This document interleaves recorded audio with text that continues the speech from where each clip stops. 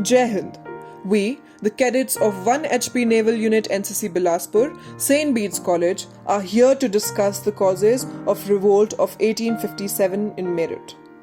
The Indian Rebellion of 1857 was a major but ultimately unsuccessful uprising in India from 1857 to 1858 against the rule of British East India Company, which functioned as a sovereign power on behalf of the British Crown. The event is known as many names, including the Sepoy Mutiny, Indian Mutiny, the Great Rebellion, the Revolt of 1857, the Indian Insurrection, and the India's First Independent War. Causes of the revolt. Political causes.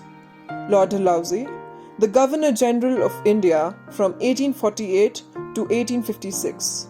Under him, the British followed an expansion policy in India. Dalhousie, through his policies, added considerable territories to the British Empire in India. The policy of annexation reached his climax when he implemented the policy, doctrine of lapse, and annexed the Indian state on charges of misgovernance and absence of heir. In the course of 8 years, Dalhousie annexed Satara, Sambhalpur, Jhansi, Nagpur, and Jaipur. The policy enraged the Indian rulers against the British government. As part of doctrine of lapse policy, the title and the pensions of some Indian prince were confiscated. The pension of Baji Rao's second son, Nana Saheb, was discontinued after his father's death. Rani of Jhansi has been deprecated from the right to rule in violation of recognized Hindu law. Dalhousie further proposed to abolish the title of Mughal emperor after the death of Bahadur Shah too. The economic policy of the British adversely affected every section of the Indian society.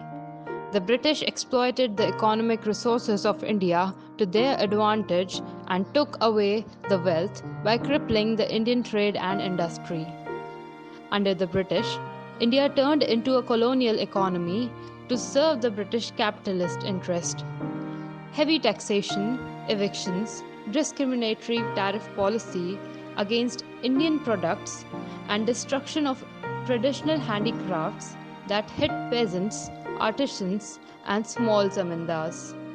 These grievances left the Indians dissatisfied of the British, and this eventually led Indians to be bitter enemies of the British. The attempt to bring about social and religious reforms was not liked by the general public. The social legislations on the evils as sati, infanticide, remarriages of widows, etc., were considered as interference in the religious matters of Indians about which Britishers knew nothing. The introduction of English education, the propagation of the work of Christian missionaries, and the changing of Hindu law of property with the view to facilitate conversion of Hindus into Christianity alarmed many Orthodox Indians. The Indian soldiers were considered inferior and were ill-treated by high officers.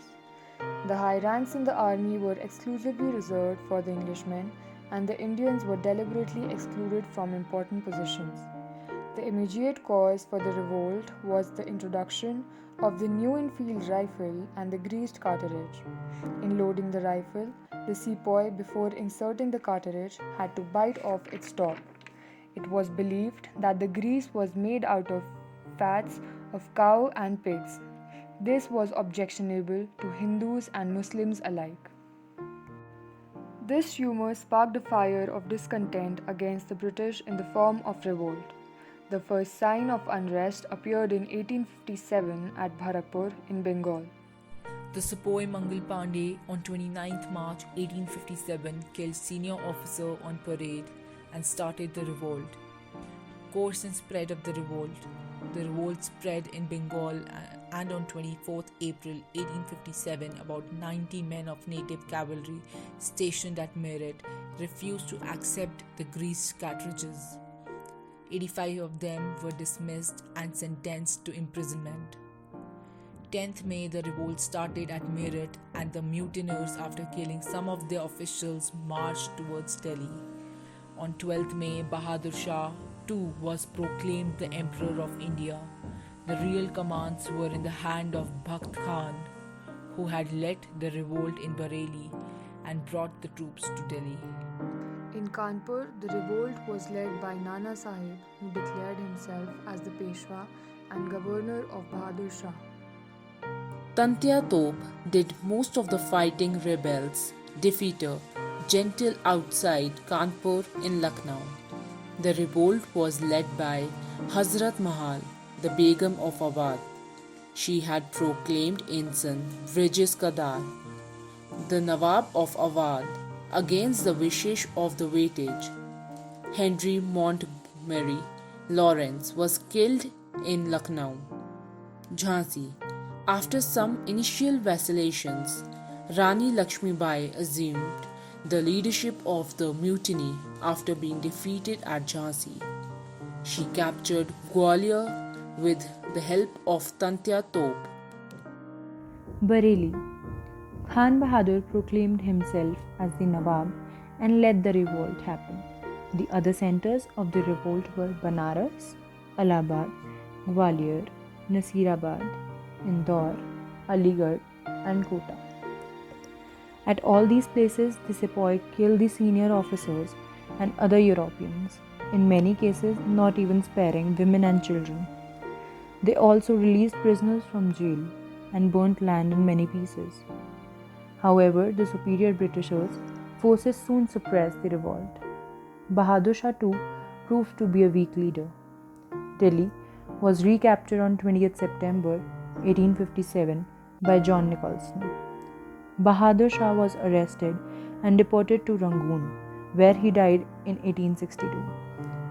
The rebels were defeated by General Havelock in Kanpur. Nana Saheb, after being defeated, refused to surrender and escaped to Nepal. At Jhansi, Henry Rock suppressed the revolt, and Rani Lakshmibai died on the field. Banaras, Bareilly, and Gwalior were also recaptured by the British officers. The causes of the failure. The revolt was highly localized and restricted to North India. Regions beyond the Narmada in the south remained lonely and disturbed. Scindia of Gwalior, the Holkar of Indore, the Nizam of Hyderabad, the Raja of Jodhpur, the Nawab of Bhopal, the rulers of Patiala, Sindh and Kashmir, and Rana of Nepal provided active support to the British. The revolt was poorly organized and lacked coordinated among the leaders. The rebels lacked a common cause and had different goals. The British had better resources and succeeded in suppressing the revolt. They had vast resources at disposal and were helped by the modern means of transport and communication. They also had the help of capable generals such as Havelock, James Outram, Henry Lawrence available, who would plan the suppression of revolt well and win back the lost regions. Nature of revolt. Historians have described the nature of rebellions of 1857. Some call it a sepoy mutiny, since the initial thirst of revolt in the form of cartridge episode was given by the soldiers. They also said that the revolt was not related to general people, so as the sepoys, and they formed the bulk of rebels.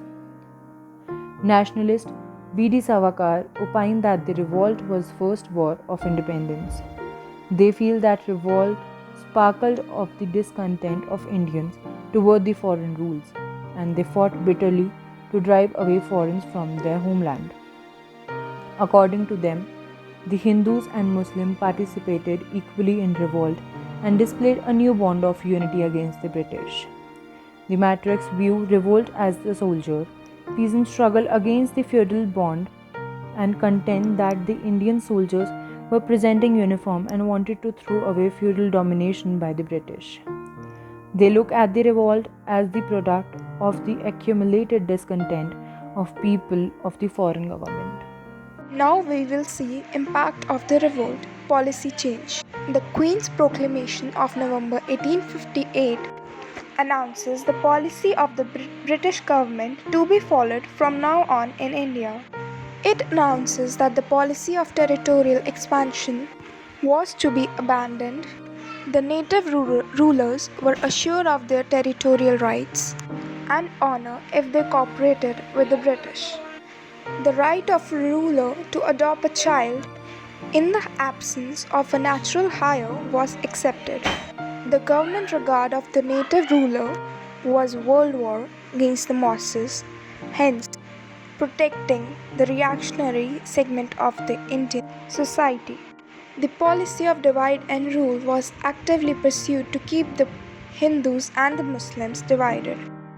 Administrative changes. On January 1st, 1877, Queen Victoria was proclaimed as the Queen Empress of India, and the administration of India was transferred from the East India Company to the British Crown. India was to be administered by the Secretary of State and its 15-member council through Viceroy. The Governor General became the Viceroy and the representative of the throne of India. Reorganization of the army. The army was reorganized to strengthen British control over the country and avert any further rebellions in the future. The number of British soldiers was increased and all the higher posts and key positions were filled up by the British. Communal and racial bitterness. The revolt of 1857 created a big gap between the religious communities, especially Hindus and Muslims, as each blamed other for the failure. The Indian, however, developed a deep bitterness towards the English and opposed the inferior status that they possess.